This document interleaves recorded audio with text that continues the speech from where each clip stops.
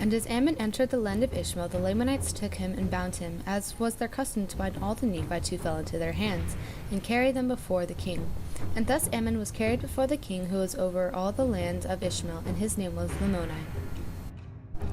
Is it your desire to dwell in the land among the Lamanites, or your people? Yea, I desire to dwell among this people for a time, yea, and perhaps until the day I die. And it came to pass that King Lamoni was much pleased, and he would that Ammon should take one of his daughters to wife. Nay, but I will be thy servant. Therefore Ammon became a servant to King Lamoni. Therefore, as Ammon and the servants of the king were driving forth their flocks to the place of water, behold, a certain number of the Lamanites scattered the flocks of Ammon and the servants of the king, and they scattered them insomuch that they fled many ways. Now the servants of the king began to murmur, saying, Now the king will slay us. Behold, our flocks are scattered already.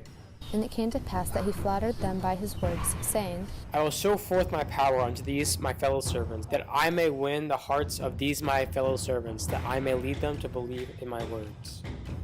My brethren, be of good cheer, and let us go in search of the flocks, and we will gather them together and bring them back unto the place of water. And thus we will preserve the flocks unto the king, and he will not slay us.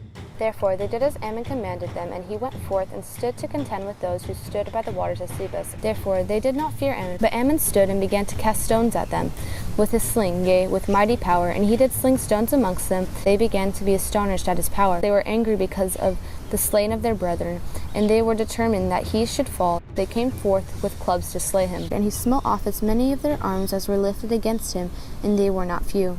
Then he went unto the king, bearing the arms which had been smitten off by his sword of those who sought to slay him, and they were carried in unto the king for a testimony of the things which they had done.